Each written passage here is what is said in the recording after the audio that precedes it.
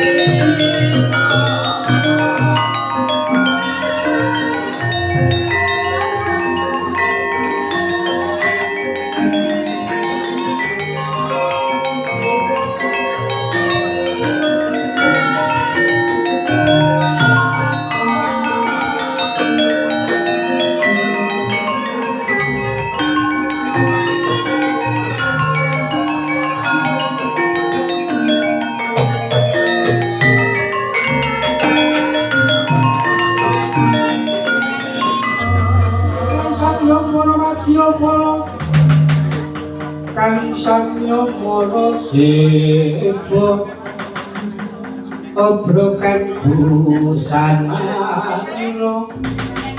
bidu manjai kang puspita binonggo tinding programira tubuh hambek sudira trumap sangya paramadya bala sumedya hanayadi kayo karyaning brojo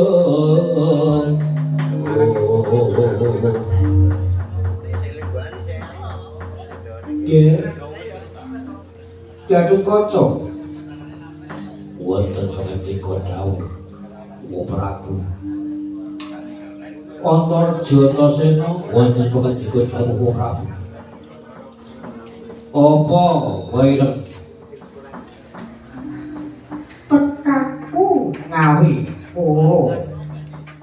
anak-anakku ora tak beda-bedake kanggan negara Ngamarta kena pacoban.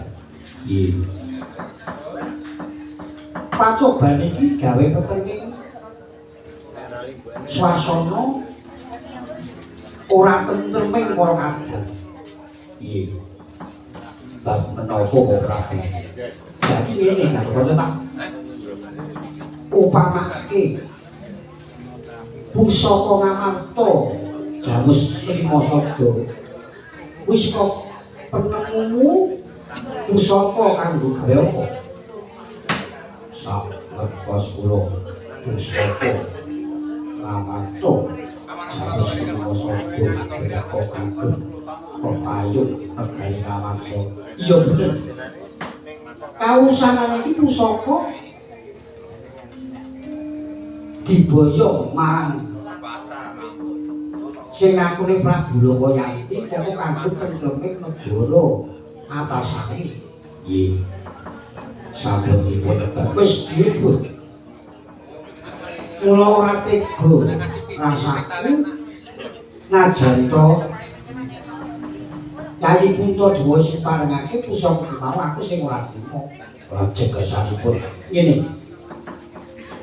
Kae mau mumpung durung ada nggone pusaka mboyong mengko iso ra iso kudu bali ning negara Ngamarta tak pasrahke anak-anakku ya klebu kowe. Nggih, Antareja ya Antasena. Wes iki aku tak takon kok. Piye? Iki mau genahe pusaka disilih ngono apa piye? Iya. Sing duwe wis rela apa urung? Sing duwe nrilakake ya wis apa direbut. Lho kok bisa ta? Yen pusaka iki ora direbut kok bakal gawe peteng suasana negara. Mongko kowe ya klebu kadang kanto. Yo. Kali mongko gelem ngewangi bantu gone ngebut pusaka kuwi apa ora?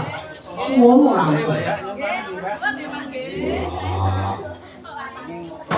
Terus kok apa? Sebentar seneng. Iya. Iya, sebut aja. Oh, bisa muncul kae mesti maksudnya. Nek kapok pusaka. Aku percaya. Coba pusaka. Aku percaya. Aku cicak muncul kae. Wis ora kae. Nek karo wong tuwa sawang suleh. Ngene lho, Pak. Janjane aku ki tresno karo kowe, Pak. Ning kowe iki nek karo aku sok bajine gak suladan. Hae, katut kae sing iso ngrampungi gawe. Kae Antareja sing iso ngrampungi gawe. Karang iya. Masih, Pak ya. Oke, siap. Kowe nek karo aku sepiye-piye. Siap, oke. Angger awor ngene iki padu disembulani. Kowe iki ya jawani karo wong tuwa sewane iki sapa? Aku ki maksud ada kula ngajeni sing diajeni iki sing ora ngerti kekarepanku ngono. Yo. Ngerti wae nek bapakku nek karo aku kaya ngopo, karang yo beda sambung kok yo. Beda sambung kepiye? Dimas Antasena. Ora tak ngerti kok, Kang. Bapak oleh ibuku kurang ayu iki tenan. Jare bapak oleh ibu kurang ayu itu sejarahnya domo, nek tak critakake ora rampung. Ibu kurang ayu kuwi wis bobot udakara 5 sasi. Iya. Wis bobot 5 sasi bapakku batang-batang tengah sepuluh. Oleh pitulungan mbahku. Bareng oleh pitulungan bapak kuwi dijodohi karo mbahku. Ibu lan ayu mau. Iya. Ibu lan ayu bobot 5 sasi. Bapak saguh. Mbahku nari. Di pagi-pagi sesuk iki pulang jabat bayi to aku. Nek wedok tok jenenge Antawati. Nek lanang Antasena metu aku mak jedul.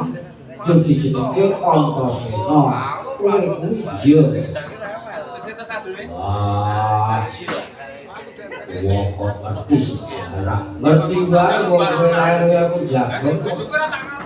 Ora ngerti sejarah kepiye.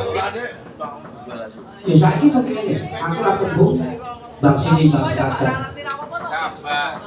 Kowe saguh karo ngrebut apa ora? Nek nggon saguh nek bapak siapon mongko dhisik wong aku ya pancen dibedake karo Kakang Gathotkaca karo Kakang Antareja.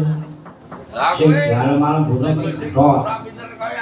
Wis Kakang sekolah wae semaju aku tak dene wae. Ku yo kok ora dadi opo ora dadi opo. Yo, gimana aku doro? Yo, apa-apa. Kepiye kowe? Anu cocok karo Antareja. Mangkat dino iku aja kaya bocah cilik nggih Gathotkaca wis baged ora.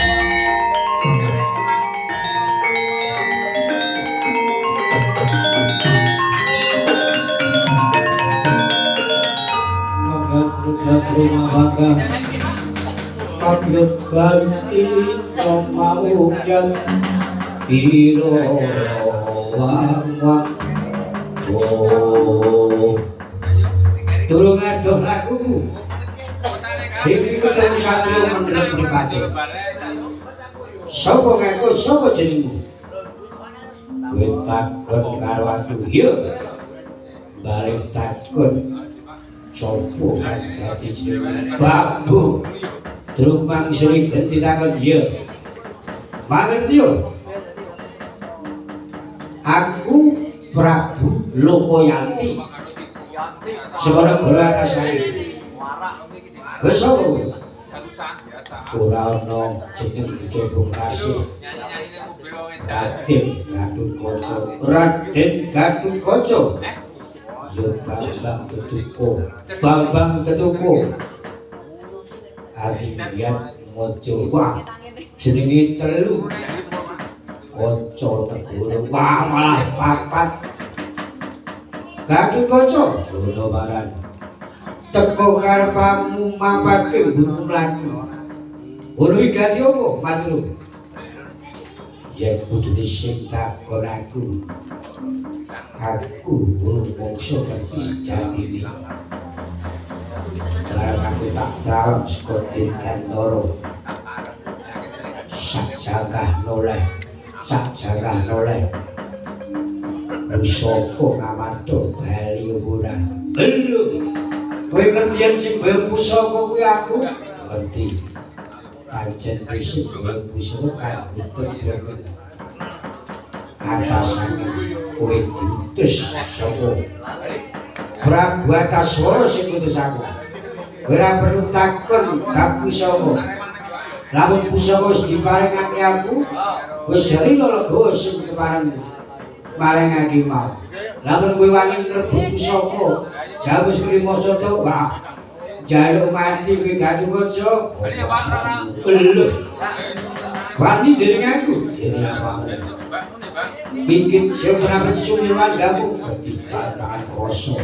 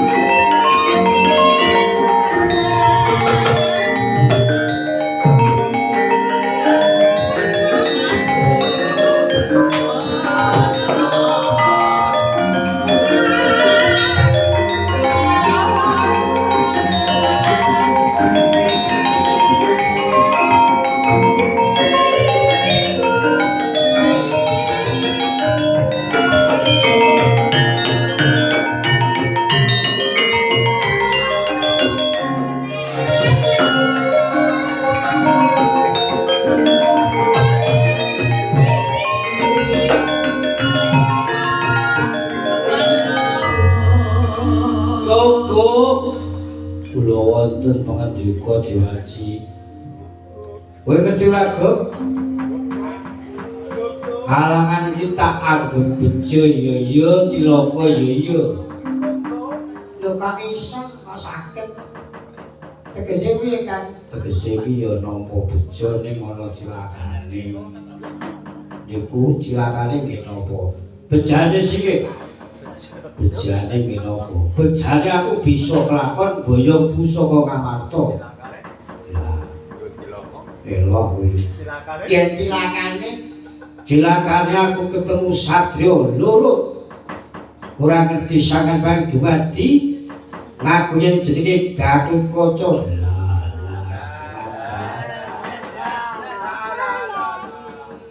Kawon sing kalah kono aku sing digdaya ora tanding musuh aku. Ya ngono sih kan sok-sok nyolowati. Ha piye? Ketahe Gatotkaca iki menang-menang ning jebul ceki. Sok cekelan dulu ngati-ati ya. Ati kaya wong main ae kowe iki. Sing setunggal mung suwe sinten? Iso jejul bumi sangres bumi. Durung aku ning aku ora ngerti jenenge sapa. Niku Antarja. Antarja niku mongko duwe mbahne ula. Niku nggih banyak gremunipun bekos-bekos niku pun ajeng nyembur. Mongko nek muni nyembur niku jando Kamal entek, Mbak entek.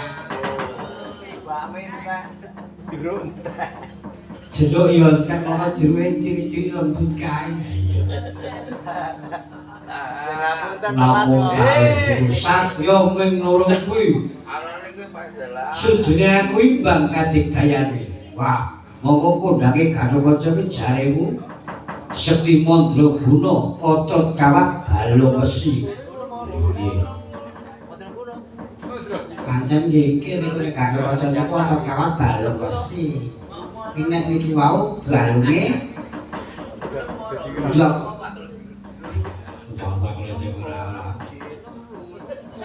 Lajeng nggih mundur Antarja, mundur mergo mungsuh aku elok. Elok. Nek mula mangkate mau rada luput. Ha iya. Rada gasik mluwar menangan ya kuwi pancen ngalamat ya kan. Ha iya. Pokoke diteni anggere tekane gasik wis dandan saka omah. Wes beres. Nek muni dhewe aku cek nang siji jan sebah aku. Ha iya. Iki sida apa ora, apa iya ngono. Sing nyemelangi iki siji nak. Apa kan? Sing nyemelangi siji anggere muni kali dadap ku kali loro kae nyemelangi. Nyemelangi tenan. Angel. Ya mlumpuk kon jam 7 ngono. Sik ana tamu. Iya. Mongko jane ra ana tamu ning ngedunke ramban. Nek iki mau tepat. Nek iki mau rada tepat. Tepate. Nganggo bis mati keserentil. Langsung nganggo mobil ngene wae. Pancen yo ngono kuwi kaya ae. Iki kados iki. Iki apike ngene to, Bu? Yen nganti nggonku nggo pusaka jamus kelima sada kedenangan. Monggo aku iki lakune sing aduh atasane. Mripir liwat dalan liya. Piye? Mangkat dina iku aja nganti mengko kewirangan nggonku nggawa pusaka jamus kelima ingkang atos-atos protokoler.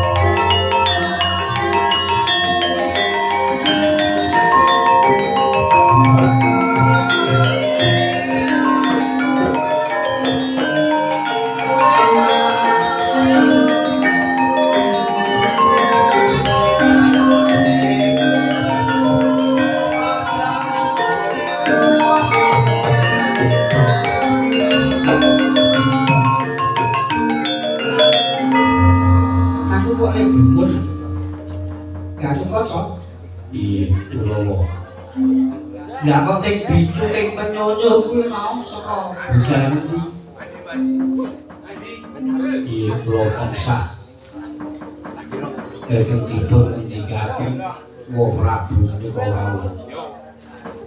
Prabu Kulayanti. Piye kowe musuh Prabu Kulayanti? kula mundur. Kowe kuwi mundur. Nggih. Sebabe mundur kadidayane mboten imbang. Lah kaya Antareja kok ya ting penyonyo kae kepiye kae. Iya, kula dipun tembeling. Iya kali Prabu Kulayanti menika wau. Njur kowe mundur, Kula mundur. kula trima kalah kemawon. Kowe iki tak kandhani ya, Ger. Ing atase satriya iki kok duwe rasa kendhu. Iya, Jenengmu wae Kaca Negara, Kaca ki pengila negara sekarang iki tegese kowe kuwi dadi pengilane sak negara. Lah mung sing Prabu Kulayanti kok ya kalah. Ting penyonyo pipine tunggal dene Antareja ting penyonyo. Yo karepmu kula trima undur mawon. dipun duka dening Wa Prabu nderek. Iya, kula diterima mundur kemawon. Nggih lha sono sakya kok kendhu nglopro. Wis kono mundur kono. Mundur. Mundur aja kesuwen. Iya, kula mundur kemawon. Sampun kula ngalah mawon. Wis satya lurus mulai dhisik. Monggo wis nampa nyeket.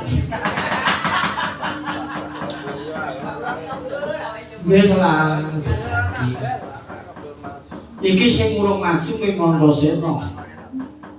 Werkudara, mandhet dhisik Werkudara.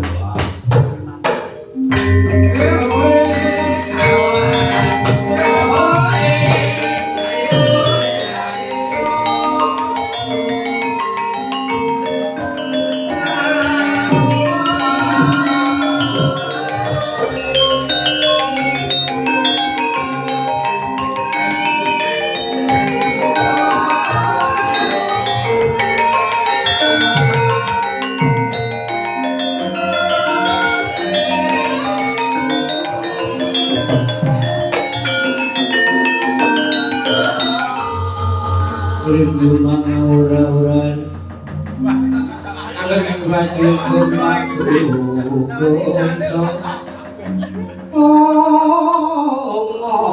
ngono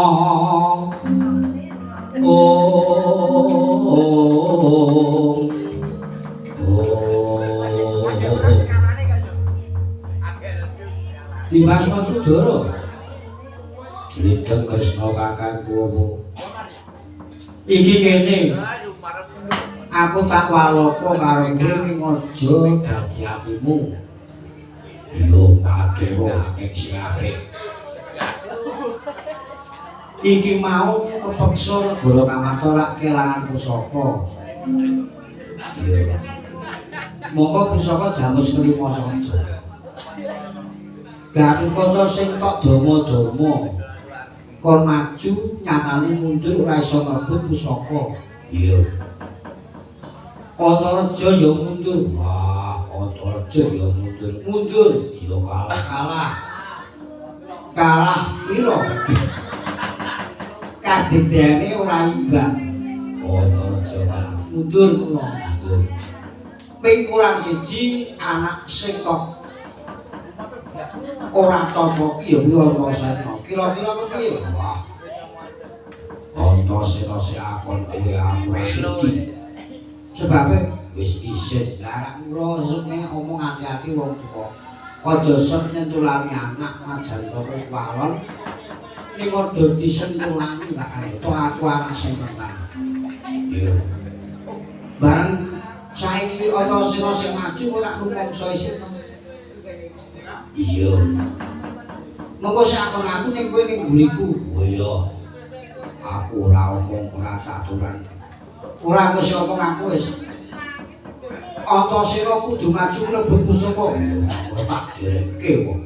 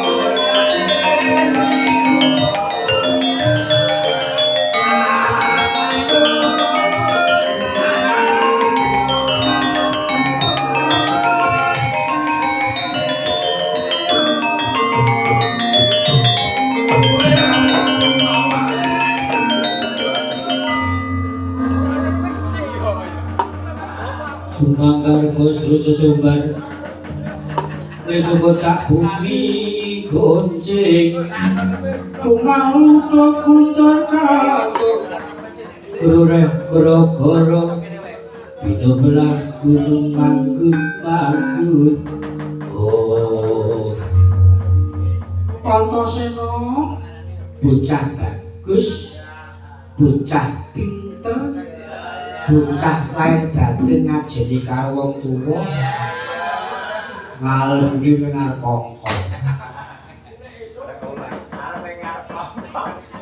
apa ngene nggih aku tak walok wae ning aja njur nyentulani karo Purna iya piye kakangmu Gatotkaca mau ngrebut pusaka jamu Sekelimasata mungsuh Prabu Lokayanti mundur Kakang Antareja mundur.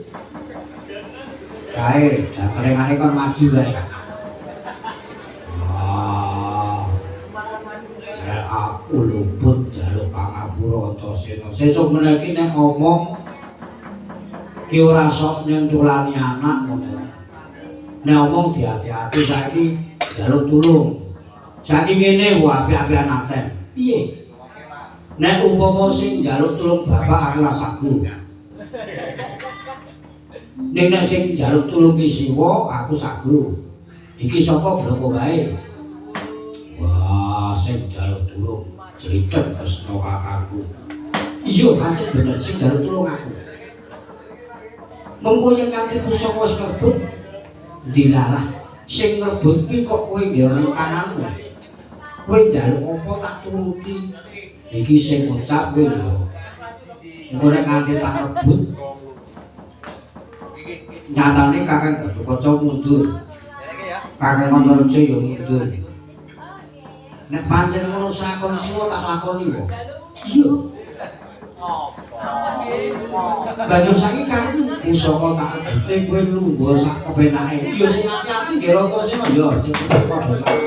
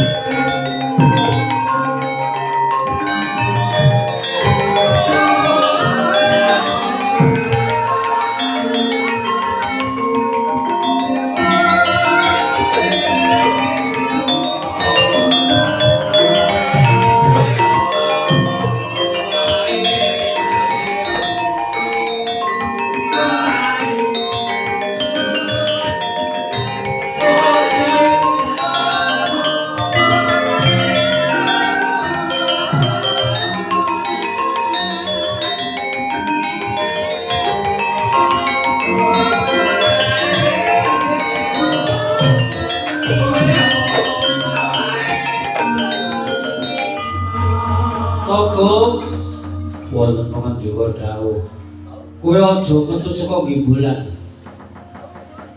ora ora kon metu kang awake dhewe ning kene wae awet ku nek nganti metu wis dadi.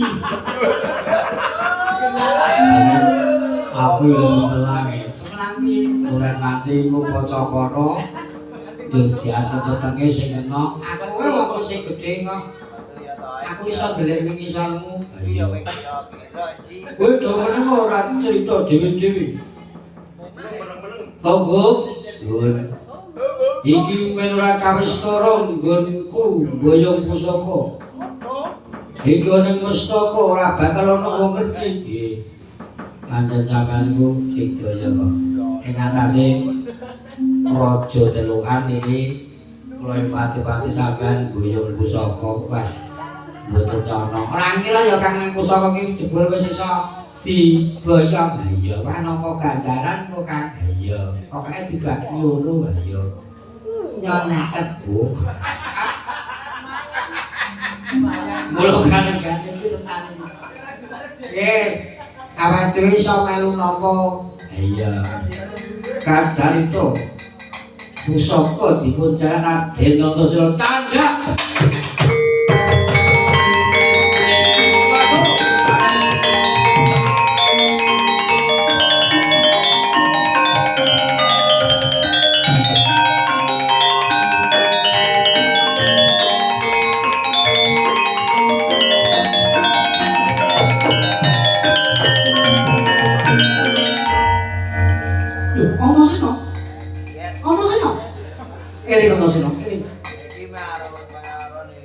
Iki malah ngono betul.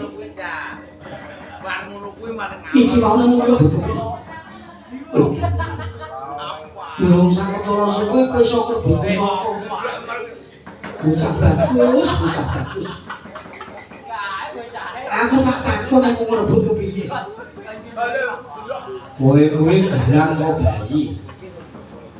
Ngrebut ya celemut ngrebut kok priye. Ora nganggo ora. Coba kepiye iki mau kok iso dadi ngrebut pusaka. Iki mau ora Prabu Lokayati ora bubar ngombe Bu. Bapak ora tanpa kanca. Buku pusaka ki bingung nyambelake. Sumpelke ning mustaka kene iki. Iya, kowe ngerti aku ide kabeh. Bareng ketok menjete. Menjete iki apa ketok setitik kan lho. Jenenge nek cara tembung gunung metingil. Pak saut. Kono bareng tok sati kono alok-alok. Alok iki wah, aku jamusku mata gadekke aku lho. Iki perkara iki mau wis rampung kok. Kari apa sing dadi unimu mau? Kowe mau muni yen pusaka njaluk apa-apa keturutan. Kowe njaluk wujude ngopo? Apa dhuwit? Apa emas? Apa njaluk widodari? Bila jane aku nek ditulungi ora apa-apa lho tenan. Lain batin. Nek pancen iki mau sakon siwa tenan. Ora bapak aku Riya Regawa. Iki pusaka iki tak pasake. Wis gegandengan iki pusaka wis aku wis kelakon apa sing dadi penjakamu pusaka tak pasake siwa. Aku ya tak bali digawean nglumpuke gendul.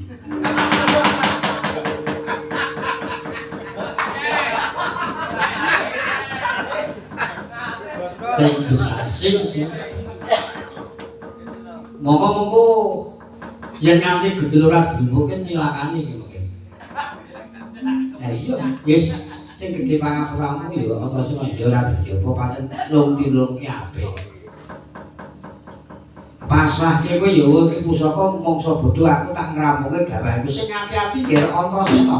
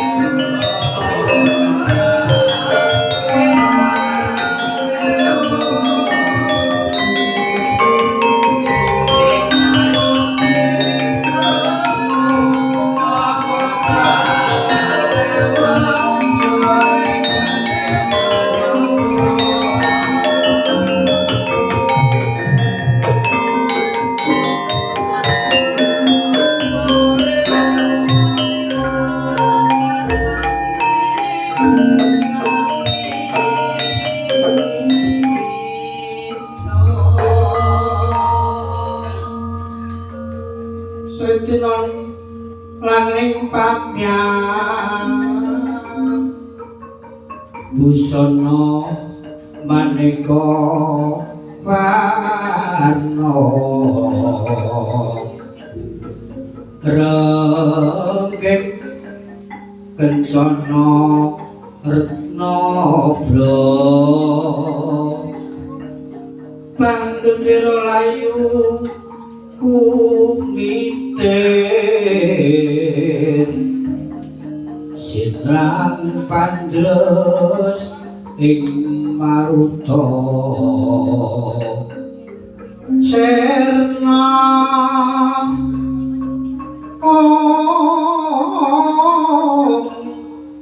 kumaraning iyat mandyan kumlebeting dwaja subrasta kayu kang keprapal bos gitu anjing siti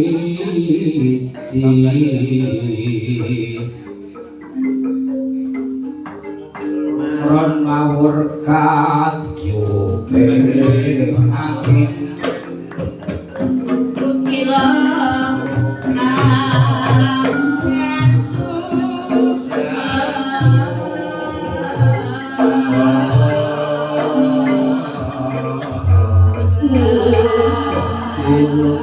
angin dan marwis sikat raja kajikan baban urungkan sunatan dari porwadi lambeng porwadi kato jilo brakiti seo aling watu brakiti sebut kade sebut melakukan seo yayah urutan bukti kandung sito kaya ini pertapan kapuk salumbu yang sinawang saking mandiro katon kumarane